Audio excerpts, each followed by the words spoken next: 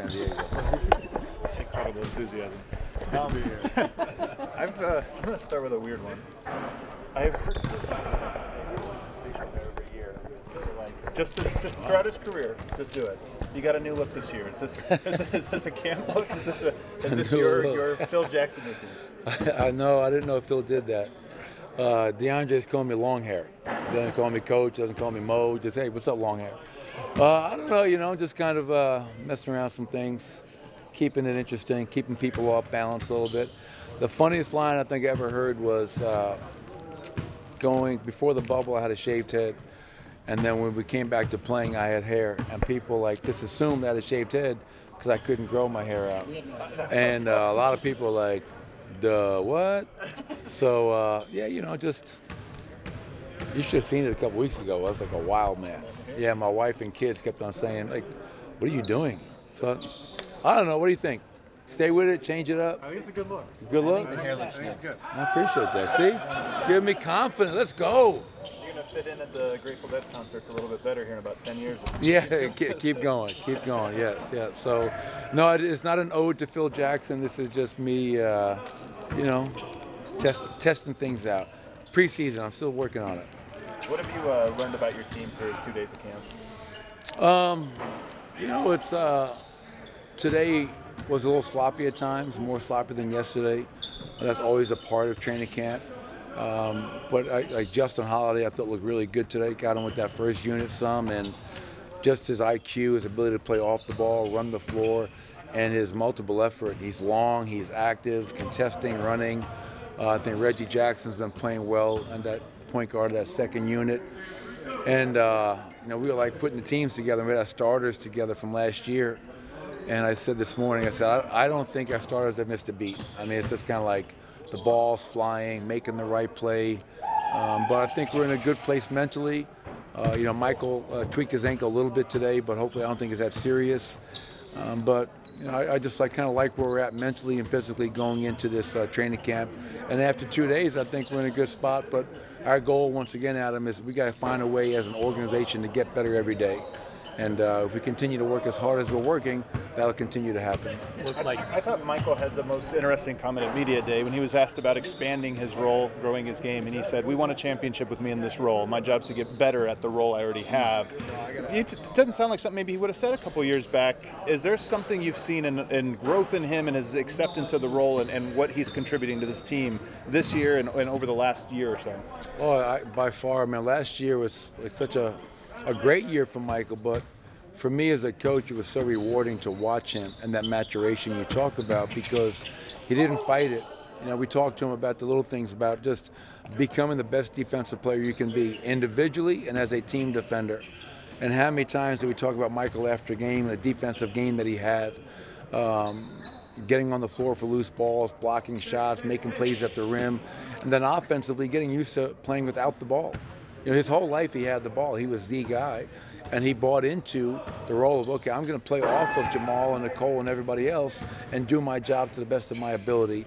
So to hear him say that is great, but that is just kind of part of his progression because he's been doing that, you know, and now his words are following his actions. And, you know, we talked about that in a meeting a few nights ago, how Michael sacrificed to win a championship, Aaron sacrificed to win a championship. We all did.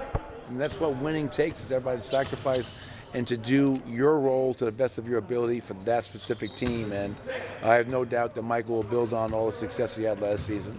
It looked like you put the starters against the kids pretty much yesterday in that scrimmage. What's the thinking with throwing rookies into the fire like that and making them play against a championship starting five on day one? Well, no, it wasn't just the rookies. I mean, like the second unit had a bunch of vets on it, but you know, we know that our starting unit, just getting them reps, getting them back on the court together. They hadn't played since June 12th, I believe, and you know, throughout camp we'll continue to mix up lineups, mix up groups, so it's not always the starting group versus the second or third unit. You know, create some competitive atmosphere and situations, and you know, let guys go at it and compete against each other. But it wasn't trying to send the rookies a message by any means. It was just getting our starters back out there and rekindling their magic on the court. Do you feel like you're sort of close already in terms of having a good idea of what your second unit will look like, or will that No. sort of take form over the next couple weeks? Yeah, but I'm not giving any minutes away. Yeah. You know, I mean, nothing's going to be given to anybody. If you want to come off our bench, you know, the only guy on that team that played off the bench is Christian Brown. And he's going to have, obviously, a great chance to do that. Christian was phenomenal for us all year long, and especially in the playoffs. But, you know, if anybody out there, players think that they're automatically going to be given minutes as a backup, they're mistaken. You're going to have to earn that. I'm not giving anything away.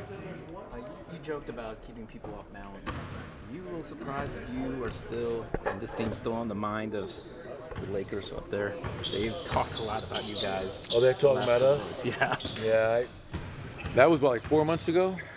Yeah. I can't speak for anybody in L.A. You know, I can speak for the 17 players on our team, 18 players now in our group. But if they're still worried about us, that's on them. This is a new season, new challenge, and it was a hell of a series against them. I know it was a 4-0 sweep, but all those games seemed like they went down to the wire. And as I said after that game 4, we have tremendous respect for that team. I have tremendous respect for Darvin Ham as a coach and the job that he did. But yeah, I don't listen to any of that stuff. I don't know what they're saying, and if we're on their minds, then I guess that's on them. Do you welcome that being a little bit, or feeling a little bit more like a rivalry, even if talk is just talk ultimately? Yeah, that's not a rivalry. I mean, you can't play a team, you know, in the Western Conference Finals twice in the last couple of years and think it's a rivalry. You know, that's something that I think takes. When I think of rivalries, I think of, you know, Boston, LA. I think of you know, the Knicks and the Miami Heat back in the day. But no, I don't welcome it or not welcome it. I'm on 2023-24. I'm not living 4 months ago. You mentioned Justin and Reggie as guys that have stood out. Are there any of the young guys that have stood out so far through 2 days? Young guys standing out. Not really. I think everybody's doing their job. They're playing well. So when I say not really, that's not to say that no one's playing well. But, you know, I think you know, guys are out here doing the best they can do. We're throwing a lot of things at these guys, and the guys will have a moment. But, you know, to stand out in a camp or in a practice, you can't have a moment. It's got to be throughout the entirety of the practice. But I'm happy. Instead of singling out guys individually, for me, it's more important collectively. I think we are making the necessary steps after 2 practices as we approach tomorrow. And like we always do, we practice hard yesterday and today. Tomorrow we'll probably scale back a little bit. And then on Friday, try to blow it out and get a lot of live scrimmage again that day. What does it say about your starting group that they haven't missed a beat? Were you surprised? Are you surprised that they No. do?